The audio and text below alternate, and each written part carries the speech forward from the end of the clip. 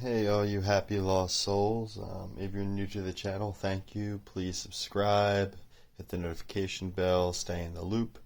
My channel is pretty much my music and my research of ancient peoples in North America. And you can see I have a vast collection, which only about 1/20th is displayed because not enough room. In my house, I have one room dedicated already to this stuff. But anyways, my last video was about this cool artifact that we thought was an unfinished projectile point, but is actually a fossil in a molded form of some kind of ancient bony fish.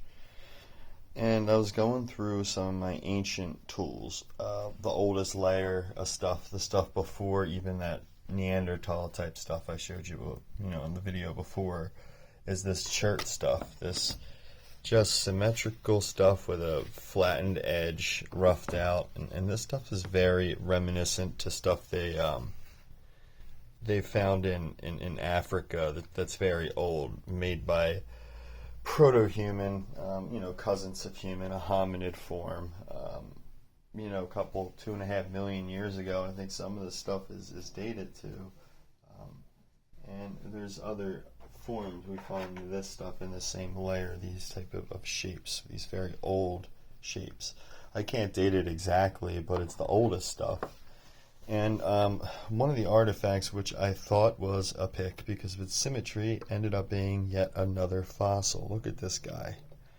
And before the video started up, there was some pictures and stuff prior, but this is some sort of bird or duck species. You can see, I wish I brought in my little, here we go, use this paintbrush here. You can see its eye, and you can actually see its organs, like, of the eye fossilized in there. The beak, the mouth, right here, the beak. And you can even see these little porous holes, these little pock marks. Almost looks like there was some sort of pathology in its beak, or parasites or something during the point when it was being fossilized.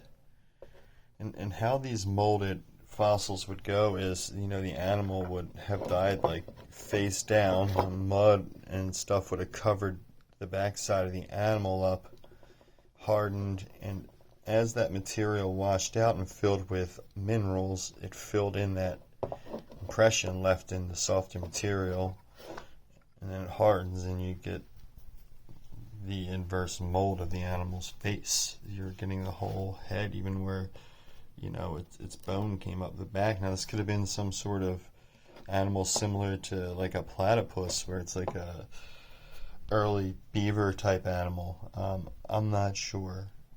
I was fascinated to learn that alligator snapper turtle that we see venerated in a lot of the yellow sapphire stuff, like this artifact, this snapper turtle head.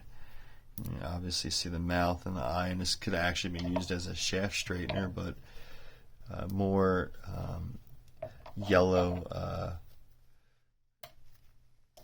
sapphire here, or aluminum oxide. But you see obviously the eye, the mouth, some sort of animal, dare I say a horse, because the horse had a weird history in America. It went completely extinct in North America. Here's that date again, right between 11,500 and 13,000 years ago. And it didn't come back onto the continent till after the Spaniards brought them when they invaded South America during their conquests. But nonetheless, you almost see like they used the rock and the pattern in this beautiful yellow sapphire to create a horse. And a lot of people don't realize the Solutreans, they used to hunt horses in their homeland of what is now Europe, Spain, all those ancient. But we're talking, 30,000 years ago. They didn't use names for that kind of stuff, but you just get more of this yellow sapphire from this older, unknown, older than Clovis culture. But back to this awesome, crazy duck fossil head. If anybody knows anything about it, I'd love to know. Now, I knew for a while this was some sort of fossil in here, but it wasn't until I started cleaning out the eye part. And I've had the luxury in my life of dissecting 3 different eyeballs: a pig, a sheep, and a frog. Now, frogs have crazy eyes. They can see in like 360 degrees. But I could tell by the fossilization that we were dealing with, parts of the eye from dissecting them. And they're Latin, and I forget a lot of them. The oculus curvaceus, I know part of this is pectin, and you can see that like it collapsed, and the mineralization that filled it in is different. It really preserved all that, and the whole beak and mouth and all that, and it's just like high-grade limestone. And we find these other crazy ancient fossils, 500 million. This is probably not that old, but I dare not say how old it is. The types of artifacts found with it can't really date this, because if they were just going after this material, they could have just found this fossil while trying to get this material way after this fossil formed. But these are really old. They're under that layer of stuff where we found the crazy projectile point, and these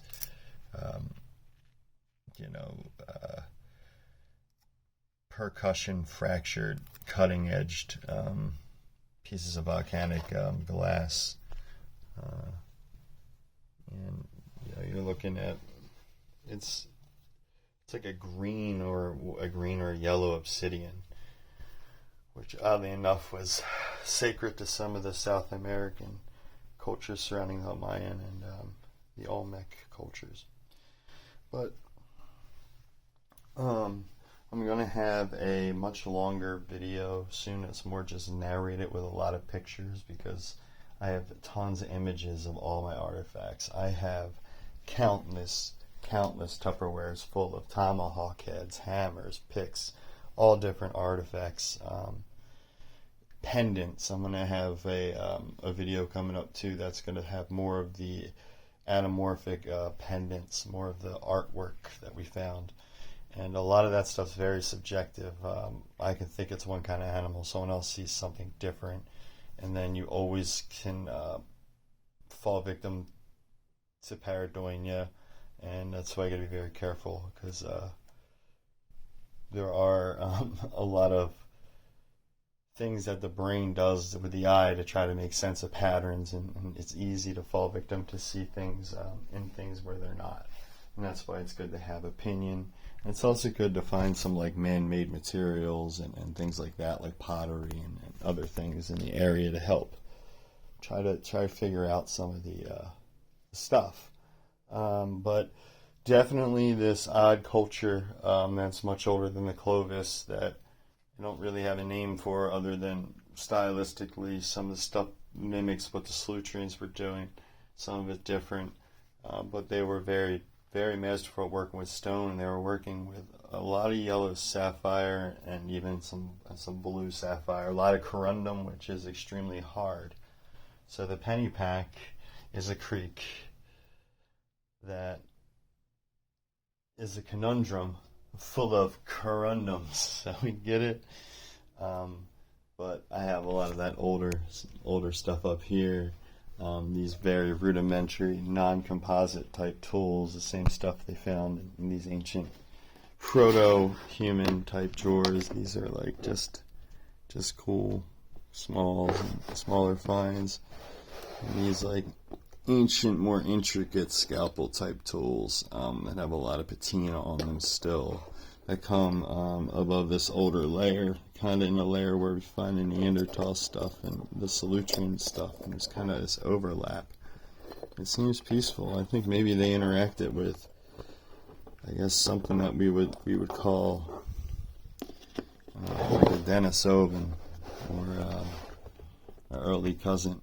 See, there's more sapphire, more corundum. That's how it kind of forms in this boxy square shape. And you see a lot of files and picks and all that kind of stuff. So. guys. Yeah, just another cool fossil situation, but I'm going to let you all go, and please subscribe and support the channel, spread the word. You can share and comment. It takes me a while, and I'm very random at getting back to people. I have an Instagram. It is Happy Lost Souls 27. If you want to send me a message, direct message me if it's something very important. Anyway, love you all. Stay safe and keep exploring.